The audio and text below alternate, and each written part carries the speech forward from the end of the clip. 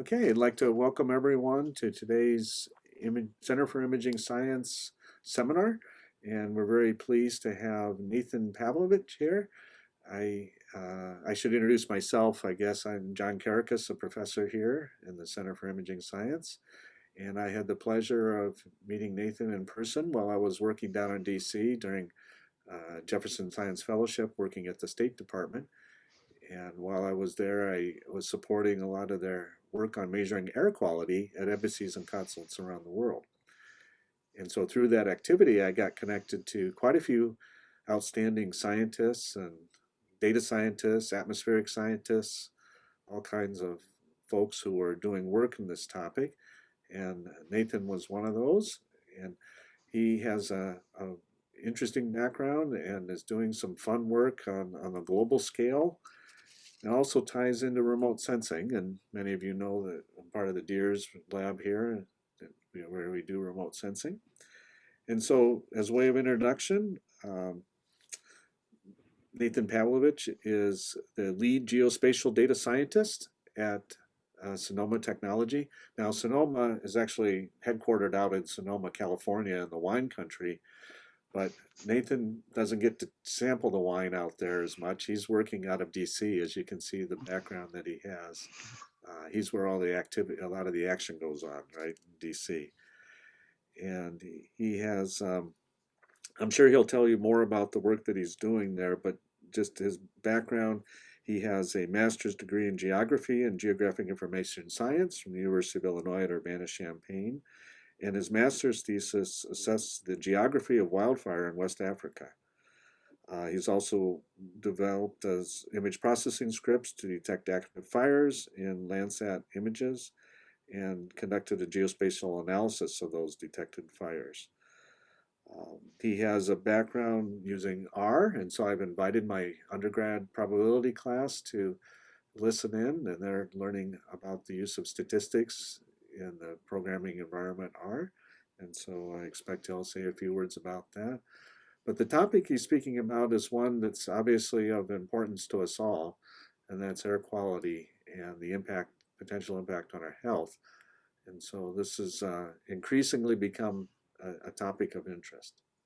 So with that, I'll turn it over to Nathan and let you get started. Thanks. Great. Thank you so much, John, and thank you for having me here today to be a part of the seminar series.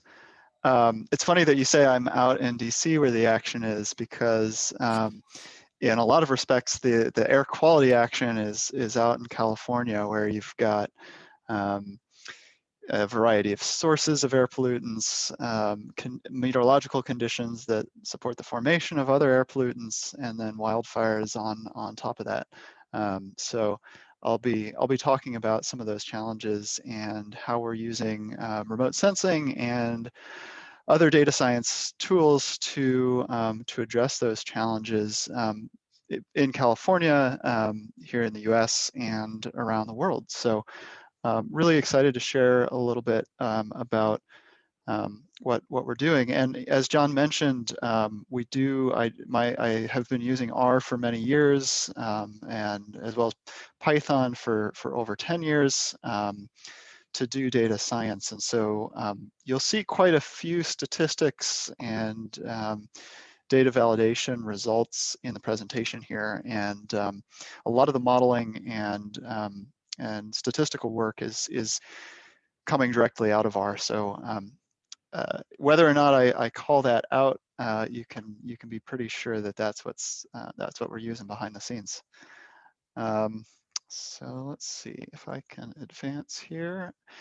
Yeah, so a quick bit of background about Sonoma Technology.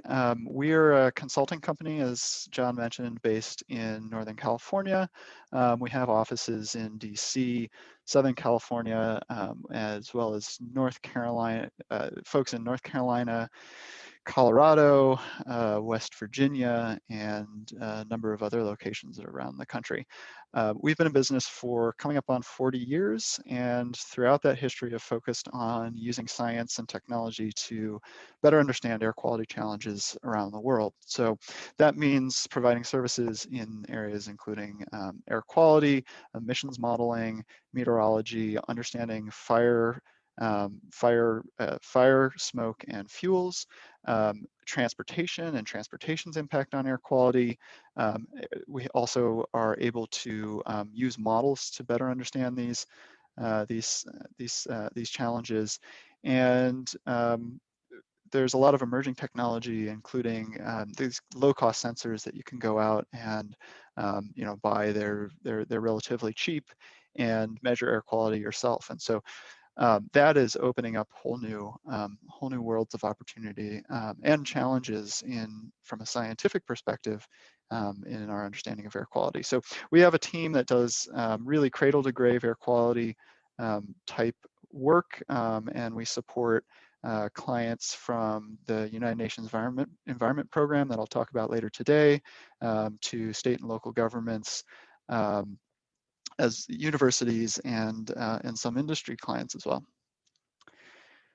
So my goal today is to talk to you a little bit about how we're using, as I said, remote sensing and data science in our work in the area of air quality. And I'm going to start off with just a little bit of background for folks who maybe aren't as familiar with air quality and its importance to the environment and human health. And then I'll step through 3 case studies that really demonstrate how we've been using these tools in our work. So I'll start with some examples of machine learning modeling that we've used to support health exposure research that enhances or improves our understanding of the impacts of air quality on health.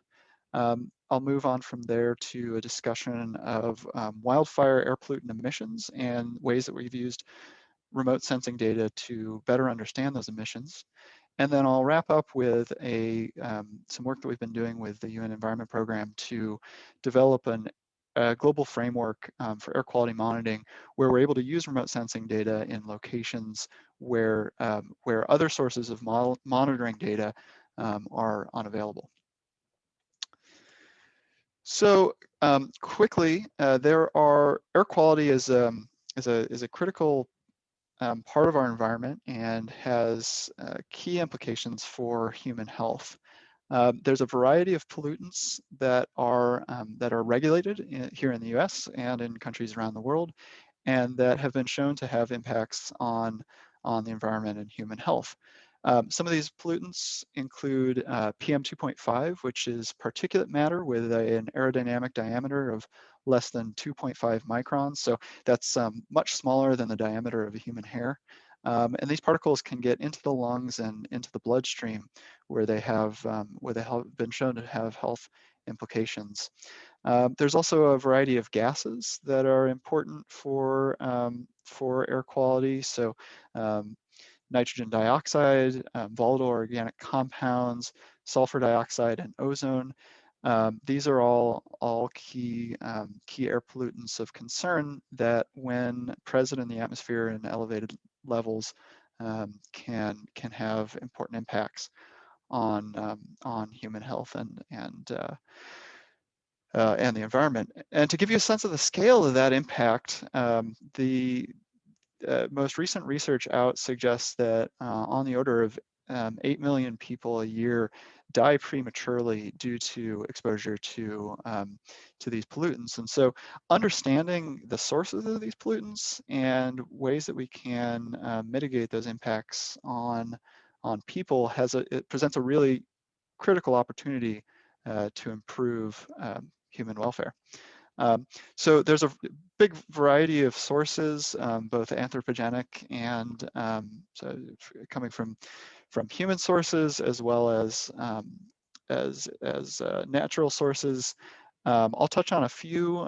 Wildfire smoke is a big one. traffic-related emissions, both from tailpipe and from activities like braking and tire wear contribute to poor air quality. There's also a variety of industrial sources. And so one of the things that's really interesting here is because you've got this broad range of sources of air pollution, that really compounds the challenge in understanding where pollution is coming from and the impact that it's having on endpoints that we care about. So within that, within this challenge, remote sensing comes out, and more generally, geospatial applications come out as key tools for understanding air quality and the distribution of air pollutants in the environment. There are a broad range of parameters that satellites can retrieve that are relevant to air quality. To name a few, there are satellites that can detect aerosol optical depth, which is a representation of particulates in the total atmospheric total column.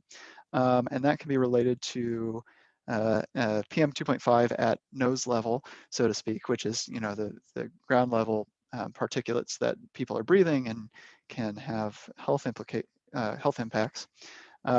Satellites can also retrieve parameters like NO2 and SO2 and a wide variety of other gases. There's also a set of parameters such as land cover and land use that satellites can tell us something about that aren't related directly to air quality, but can be used in a statistical approach to help us understand where air pollution is most likely to be elevated. So this is just a subset of what satellites can measure, and there's new satellites going up all the time that give us new ways to look at these pollutants. And so incorporating this into the overall toolbox is really useful to improving our understanding of air pollution. So I want to move on to the first of the three subject areas where we're using geospatial data analysis and remote sensing to help us in our quest to understand air pollution and health. And the first area that I'm going to touch on is our use of these data sets in a long-running NIH-funded health research study called ECHO, or Environmental Influences on Child Health Outcomes. This is a national scale study that includes a center at the University of Southern California, and we support a variety of researchers at USC in helping to understand how air pollution is a key driver in child health outcomes. So the work that I'm going to present here is really led by our collaborator Rima Habra at USC, and she's done an amazing job pulling together the health side of this work with the environmental impacts side of the work, and we've been really privileged to support this work with a variety of covariates that we bring into it. A little bit.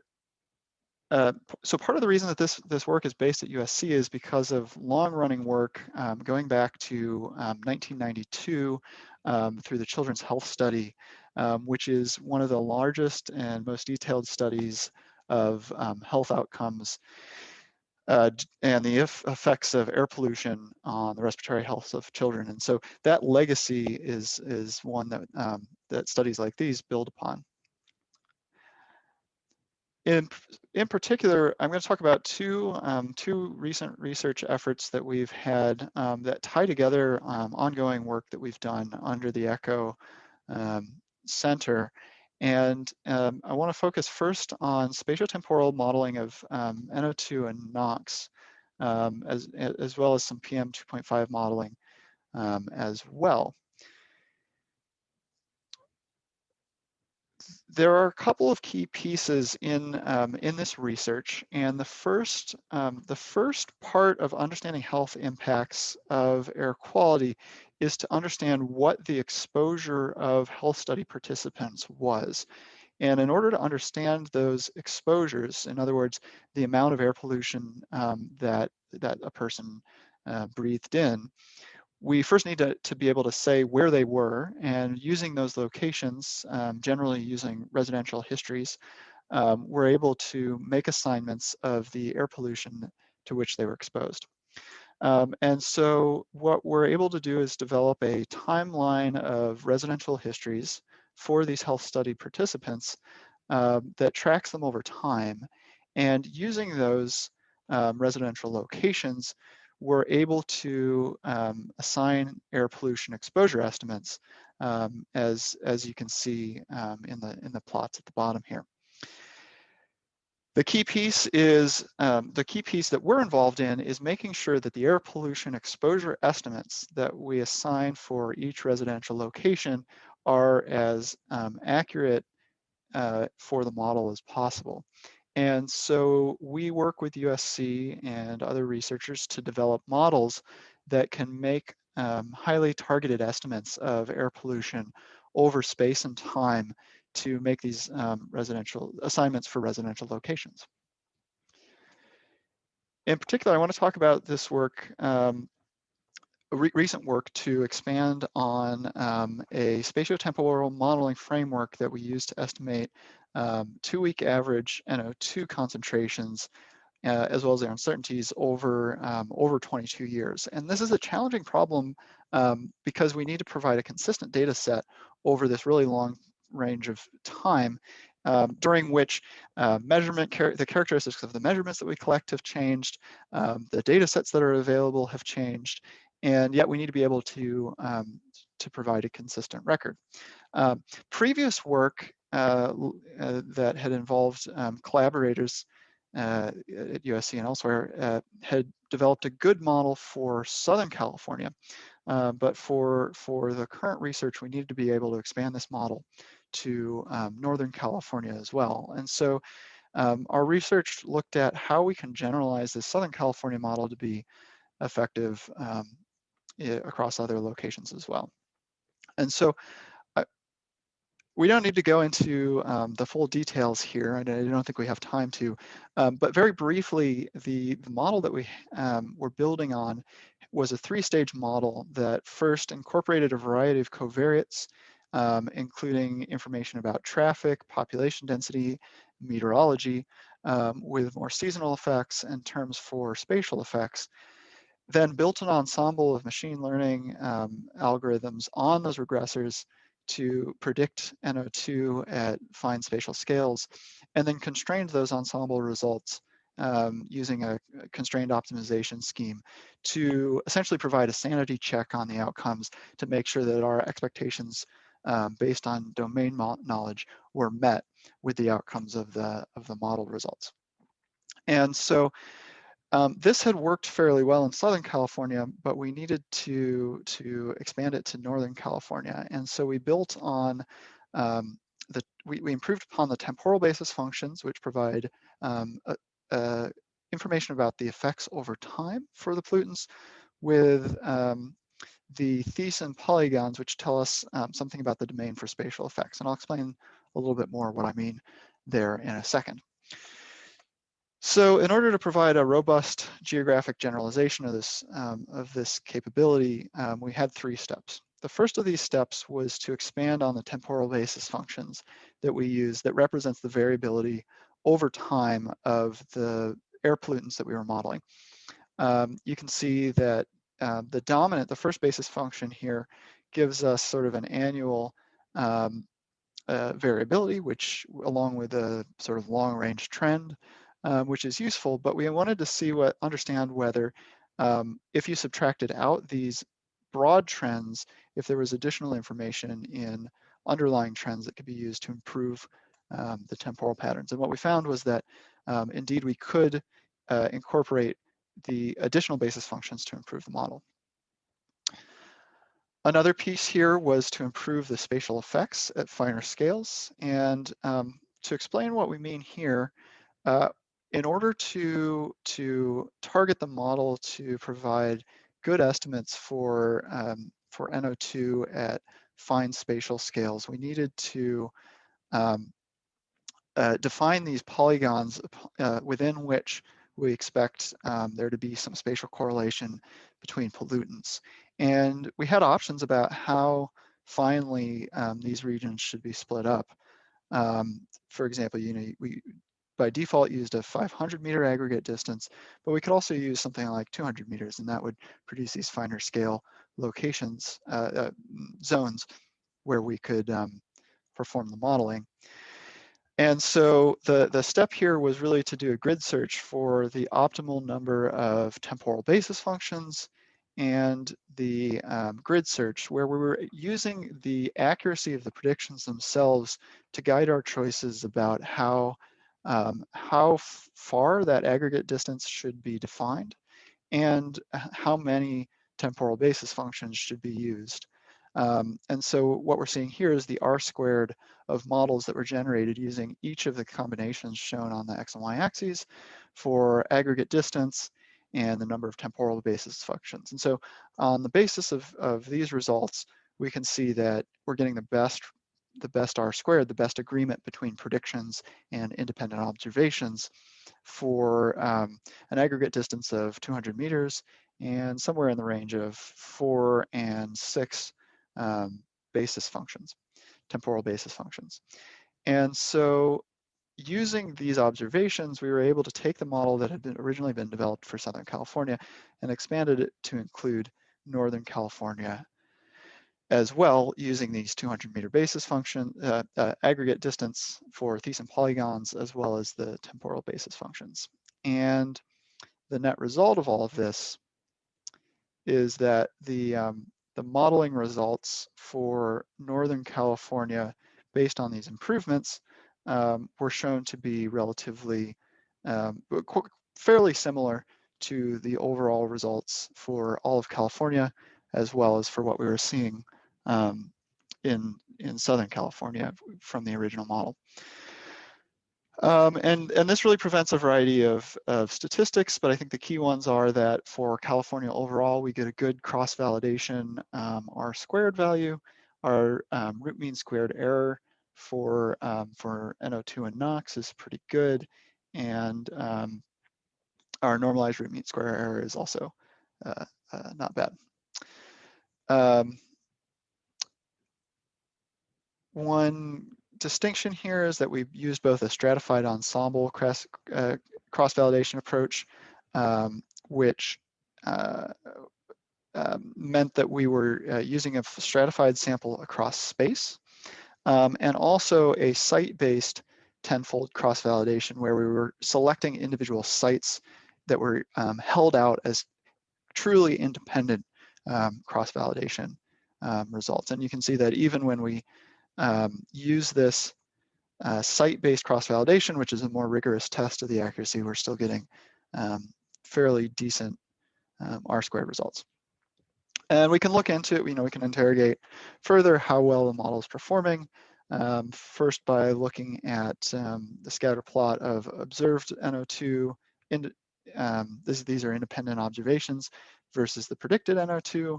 And you can see that the R-squared and the root mean squared error are around, around 4 for NO2 and around 10 for NOx for the root mean squared error, and pretty good for the R-squared as well. And we also want to look at the residuals to ensure that there isn't bias at certain levels for the NO2. And you can see there's a little, we're biased low. The residuals are positive here for NO2, but this is pretty limited bias. We're pretty happy with this. You can see the regression line is fairly flat.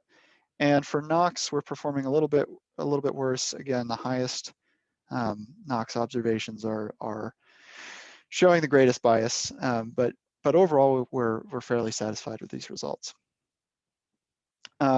So we did a variety of model performance tests here, including looking at comparing the simulated time series with actual observations. I won't touch on those in too much depth, but the last piece that I want to touch on here is that in addition to our cross-validation approaches, we also sought to have a truly independent test case. And for anyone that's considering machine learning approaches, or really in any sort of statistics, one of the key pieces of understanding your model and ensuring that it's performing how you want it to, is to, after your model is completely developed, you've decided this is my best possible model, you want to be able to take that data and then bring in a completely independent data set that it should be, that you have every reason to expect is uncorrelated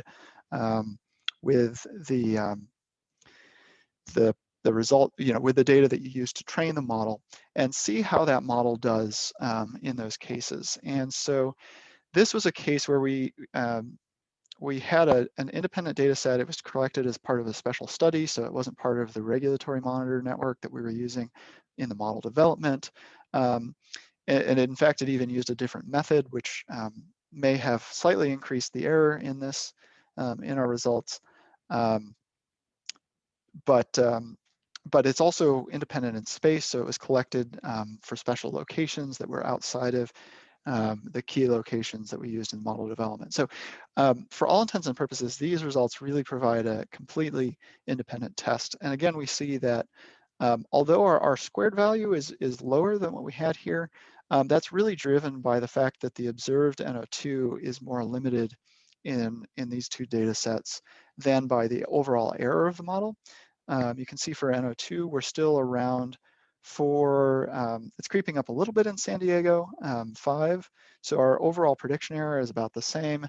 And you can see that actually our generalization of the California-wide model not only improved the performance in Northern California, where we were expanding the model, but also resulted in improvement over the previous Southern California model, where we had seen some higher root mean square error for NO2. So overall, we were in the end very happy with this model, and the approach that we used to generalize this was really pretty successful based on the 3 steps that we took.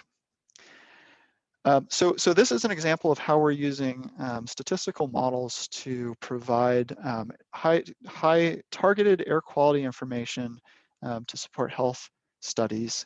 And what I want to do now is talk about another example where we've been able to bring in remote sensing data into a similar modeling approach, and some of the machine learning work that we've done to make that data most useful for the modeling effort downstream.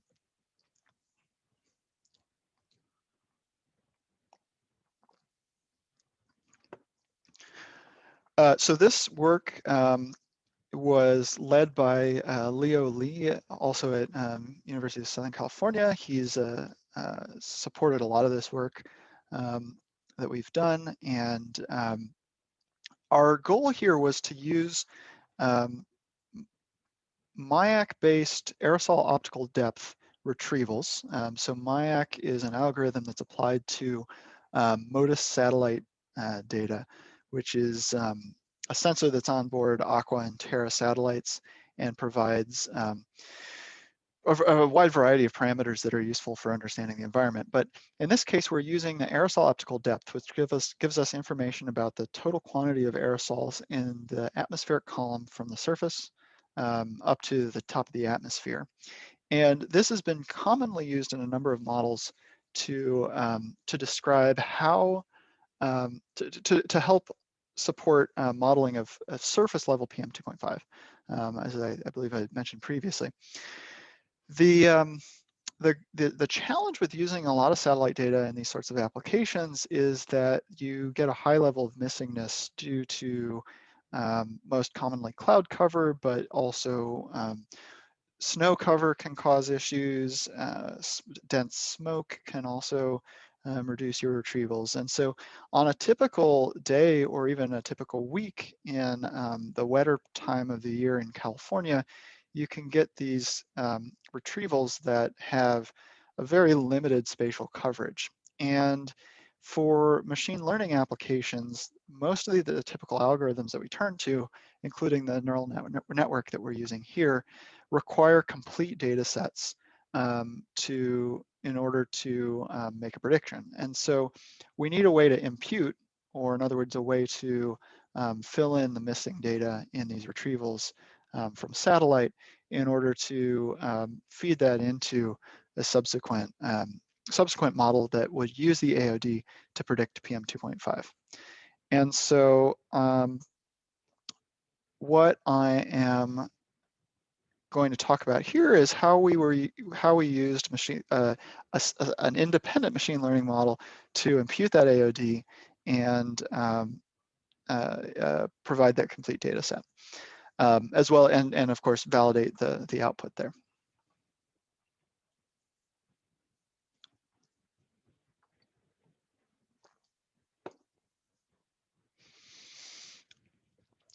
So this diagram shows the model structure that we used.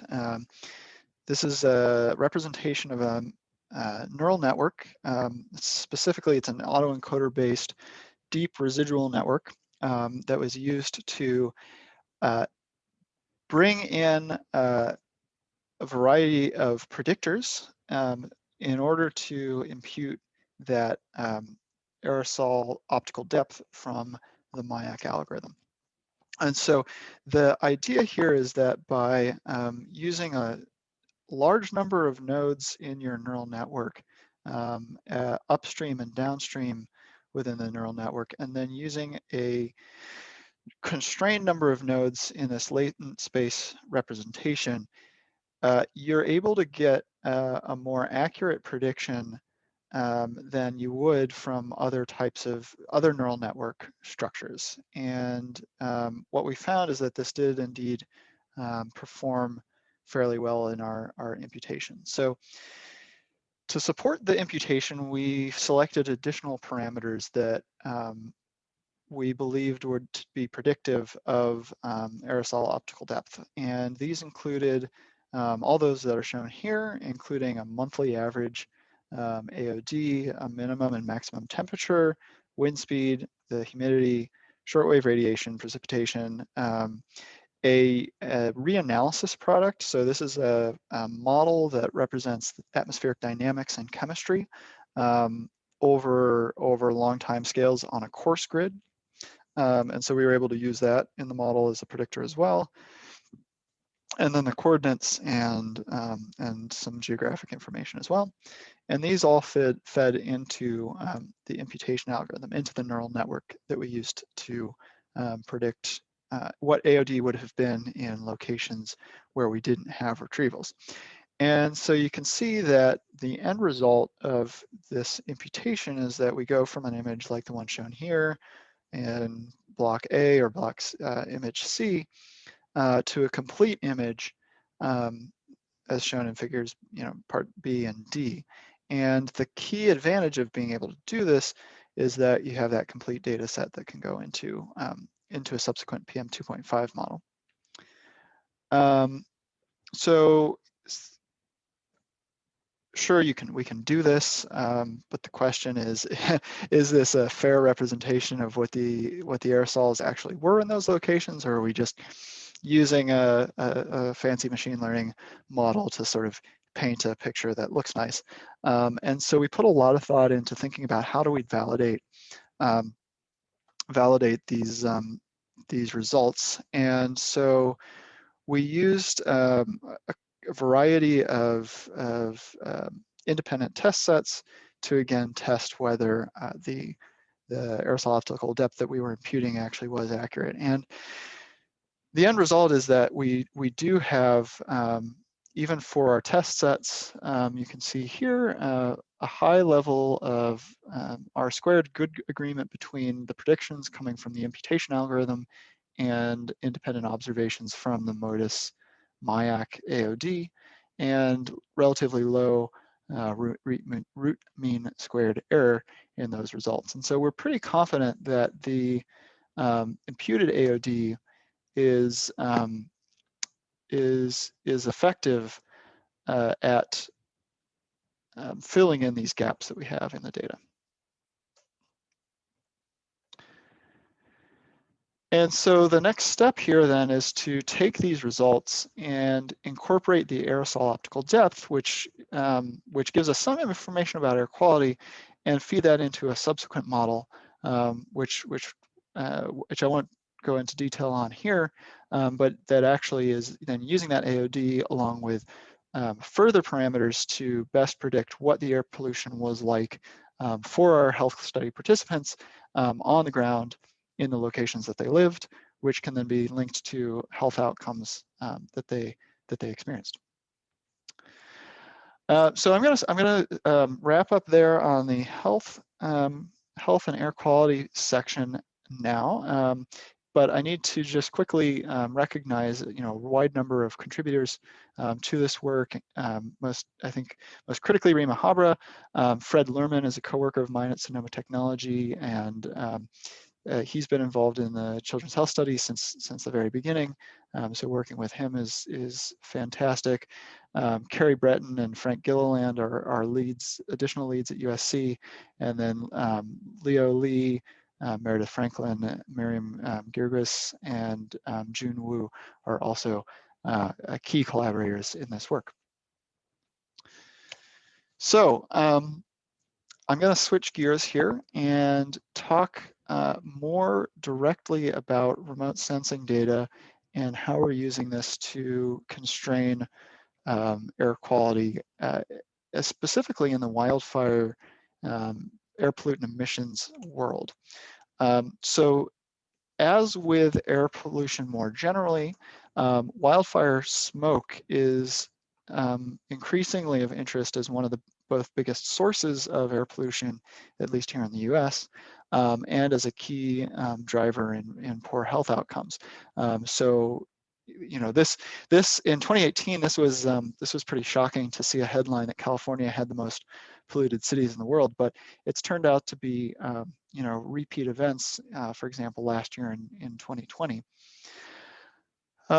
So we're seeing air pollution records being broken as a result of these wildfires, and understanding their emissions of pollutants and that impact on health is really critical.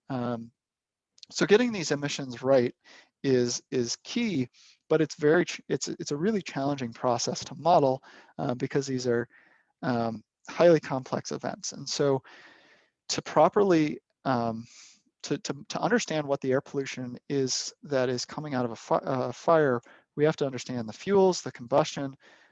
We need to know what the emissions are from the fuels that were combusted. We need to understand not only the flaming emissions, but there's also then smoldering emissions. Those are have completely different characteristics. And then this isn't just for one sort of general smoke emission. We actually need to quantify these for a wide variety of pollutants. To give you a sense of how wide these are, in a recent inventory we developed, we had 34 different hazardous air pollutants that we were able to estimate emissions for wildfires across the US. So this is really an important piece, and it has big impacts for our understanding of downstream air quality and health impacts. So getting it right is really important. So we recently had a project where we looked at improving the representation of fire and smoke by validating the emissions using a bottom-up approach for emissions using top-down observations from satellite. So specifically, we were looking at validating emissions from a model called FIN, and this was developed by Christine Wittemeyer at NCAR, and it is designed to provide emissions for atmospheric chemical transport modeling, which provides estimates for particulate matter, trace gases, and is then used in models that tell us what the air quality would have been at specific locations downstream. And so getting these emissions right is really critical. As part of this project, we made updates to the FIN model, and our goal was to use remote sensing data to understand how the emissions could have been constrained. Whether the changes that were made in FIN itself were represented actual improvements in the emissions, and we use satellite data to do that. So specifically, we use the emissions in two types of modeling, dispersion modeling and photochemical modeling, and then compared that to, again, this MIAC satellite AOD retrieval to understand whether the changes in fin had improved the smoke emissions. So you can see this is a MIAC AOD retrieval showing really elevated aerosol optical depth at a location over a wildfire here. And so the idea is, can we show that these observations line up better with a model result that uses the fin output, the new fin output versus the previous fin output. So I won't go into too much detail on the specifics of the model, but just to say that based on these model outputs, we're able to estimate overall aerosol optical depth using the emissions estimates from fin, and those can then be compared to the satellite data. And so based on these model outputs, we calculate a variety of statistics here between the satellite observations here, labeled here as MIAC, and the high split model or the CAMX model outputs. And so I'll focus first on the outcomes of the comparison with the MIAC and high split. And what we see immediately here is that high split is biased really low. You can see that there is some correlation, but not a lot between these results, and the bias is quite low. And that turns out to be because we're making comparisons between a model that incorporates only emissions from wildfires with an observation that includes aerosols from many different sources. And so the agreement overall wasn't very good, but what we did see is that in locations where you have elevated AOD from smoke, you also had higher agreement as represented by the proportion of observations here that were within a factor of 2 between MIAC and high split, and as represented by the R-squared values. So there's some agreement there, but not great. This is also reinforced by the fact that we see the highest agreement during times when there were the highest PM 2.5 emissions from wildfires. So this time period is a great example where we have higher correlation. But overall, the best comparison is really this MIAC CAMS comparison, where we see better agreement between MIAC and CAMS, and specifically we see that agreement at times when there's the highest average AOD, which is the times that are wildfire smoke impacted. So when we focus in on these high wildfire smoke event days, we get pretty good agreement. And one of the key takeaways here is that we see some improvement in this overall agreement using the new version of fin versus the old version of fin. And you can see that in case studies, including here, where we look at the CAMX, which uses the second version of fin, the new version of fin, versus MIAC. And you can see the MIAC AOD and the CAM outputs show good agreement. And when we zoom in on these, the correlations also look quite good. So all to say that this is a capability that we have. It's an important driver of air quality, and we're really excited about understanding wildfire smoke using these satellite products. I could talk a lot more about this, and I hope if there's questions at the end, we can dive more into this. But I'm brushing over it here quickly because I see we're coming up on my time, and I do want to get to the last piece, which is our global framework that we've been working on most recently. But before I do need to acknowledge our collaborators. This work was conducted along with Christine Wittemeyer, who is now at University of Colorado Boulder, and Yo Kimura and Elena McDonald-Buller, who are both at the University of Texas Austin. And the work was funded by the Texas Air Quality Research Program at the University of Austin, Texas, and the Texas Commission on Environmental Quality.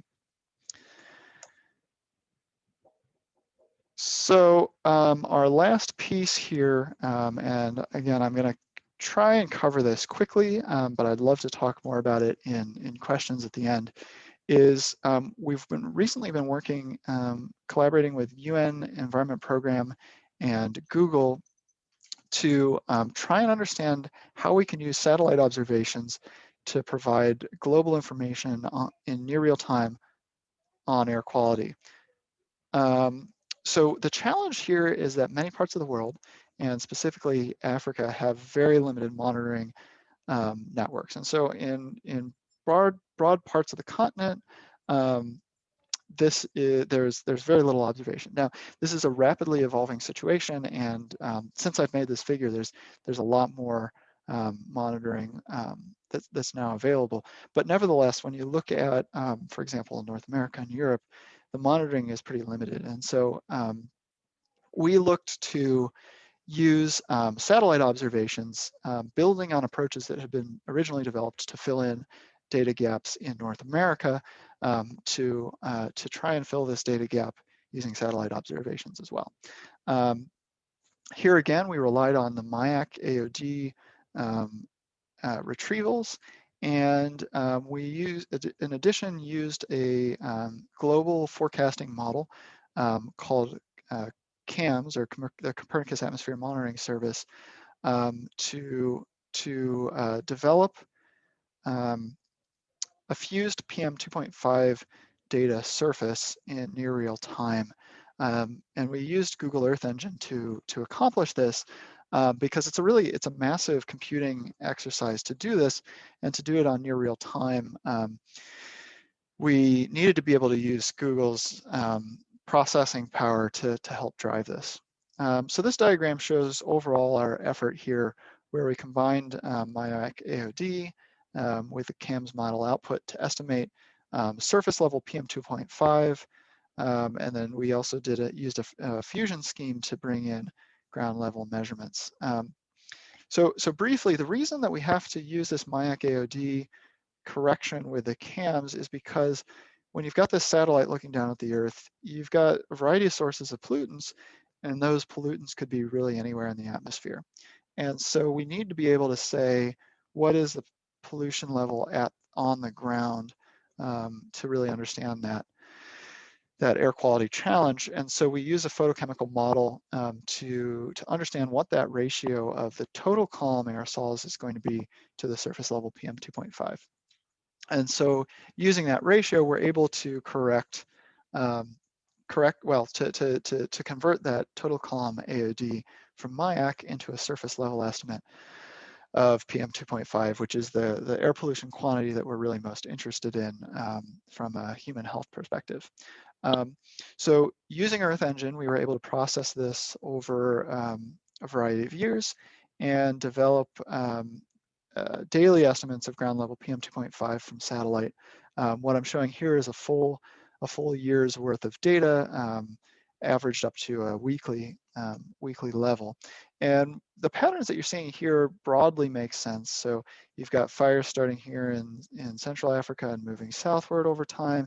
You've got the Harmattan winds kicking up a lot of Saharan dust starting here and then spreading over West Africa.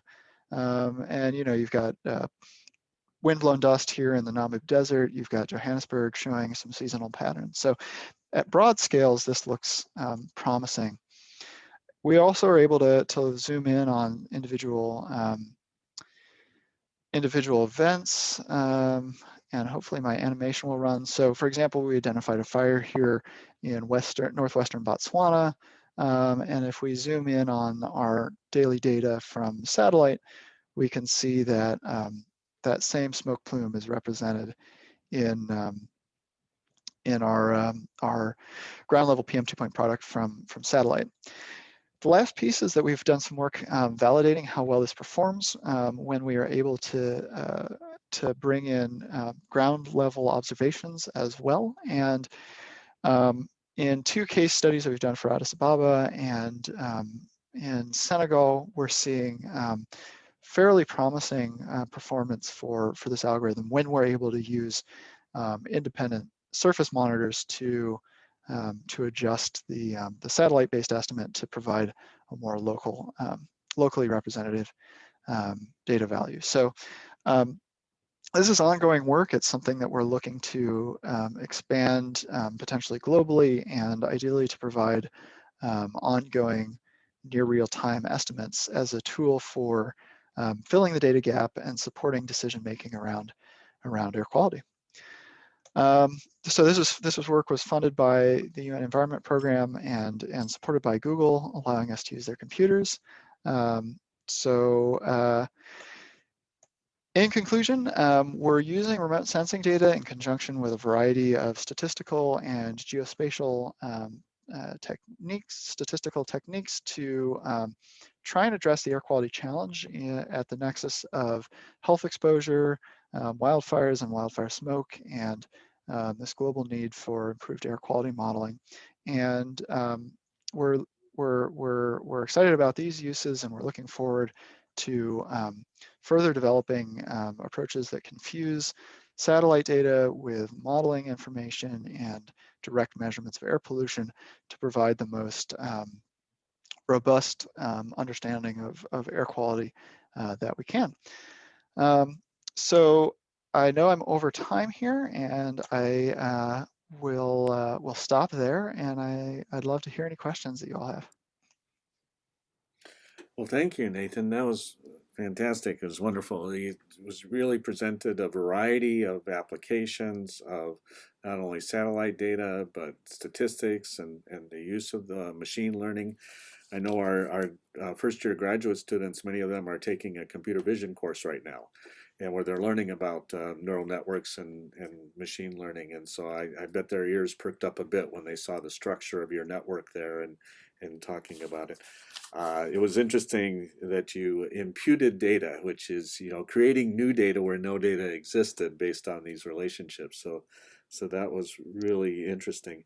And the wildfire and the air pollution coming from it, I don't think you're aware, but last fall we had June Wang, Professor Wang from University of Iowa, also spoke about wildfires at this seminar and gave us some more detailed modeling work that he's doing. So that kind of dovetailed well with that. And then I especially appreciated this last section on the air quality monitoring with the global framework. As you mentioned, the group at the State Department that I worked with has deployed a number of reference grade monitors in Africa just in the last few months. And so there is more data that's starting to become available, and there will be more in the future. But this is certainly something that they're interested in as well. So yeah, we do have a few minutes for questions, so we'll open it up if folks want to type something in the chat box or unmute themselves. And you know, so if there's some general questions for clarification as people have, we can do that now. I also invite folks who may be interested in hanging around for a few more detailed discussions, but certainly would welcome any general questions at this time. And I'll try to keep an eye out on the chat box. Hello. Yeah. Yes. Yeah, go ahead, I'm Chase. kind of curious. Has there been any recent studies on implementing these large scale low cost sensor systems for maybe like cross validation with remote sensing data, or does it have its own advantages in other areas that don't have as good coverage or something like that? Yes, yeah, that's a really active area of research, and I could point to a number of examples. It's something that we're working on ourselves to try and make use of that low cost sensor network in California. And I think there's a great example would be the work that that was part of a NASA-funded research project in Southern California, where they were able to use low-cost sensors along with remote sensing data and models to try and understand, how do you combine these data sets. But that's work that's happening. In Africa. There's work happening in India on that. one of the challenges is figuring out what your source of truth is in a lot of this work, because your low-cost sensors have enough potential error that you'd like to have a way to correct that, because your reported concentrations are going to really vary based on the composition of the particles that are in the instrument. So you know, in fact, there's a separate correction that's been developed for sort of typical pollutant in the US, and then there's a separate correction for wildfires. And the slopes on those corrections are actually pretty different. We did a study that showed that in wildfire events, the estimates are about twice what coming from low-cost sensors are about twice as high as what a validated reference grade instrument would tell you. And so so there's a lot of concern, the concern around how you manage that uncertainty from the sensors versus the uncertainty from the satellite retrievals versus some source of truth. And so I think that there's a lot of thought and work going into how that works out. I think there's promising directions, but it's definitely still something that people are doing a lot of looking at. Yeah, just to follow up on that. So when we talk about reference grade monitors, these are instruments that may cost $100,000 or, you know, many tens of thousands of dollars and are deployed by governments or regulatory agencies frequently. The low-cost sensors that were mentioned, you can purchase for a few $100s, maybe $200, and there's the purple airs are one of the most common, and there are many of these, thousands of them around the world. Um, and there's a few other companies I can't think of at the moment, but as Nathan mentioned, the airs can be factors of 2 or 3, and so they're not always so accurate. Um, my colleague asked a question in chat: why such a good correlation for Senegal versus Addis Ababa? Is the reference data quality from ground sensors an aspect here? Yeah, so there's a couple of potential reasons. One is likely, the modeling part of this is a key component, where we're using the modeling output to convert the satellite aerosol optical depth to surface level PM 2.5, and that calculation depends on the accuracy of the model, and the inputs to that model, all of the emissions and the sources that go into it. And so part of it is going to be how well is your model doing at those two locations. Part of it is how dense the monitoring network itself is going to be, and then the other is how much variability is there in the observations, right? So one of the challenges, or one of the things about Senegal is you have the hot, dry, dusty, smoky winds coming from the Sahara across the Sahel to Senegal, and that drives these really high PM 2.5 events. And so the contrast there is just much more substantial. So determining when those events are happening is it's a lot easier. So part of what's driving the R squared here too is that you know, if you have a constant root mean squared error across this range, well, if you've only got, you know, 40 or so micrograms per cubic meter in your variability in your observations, that RMSE is going to be a bigger proportion of that versus you know, a couple hundred. Okay, great, thanks. Well, we've reached the end of the hour, and so I want to be sensitive to folks' time. And so I think at this point, I'll stop the recording, but also invite those who may want to come down to the podium and hang around for a few more discussions. I think, Nathan, you have some time. You willing to chat a little bit? Yeah. Yeah, I'd love Great. to.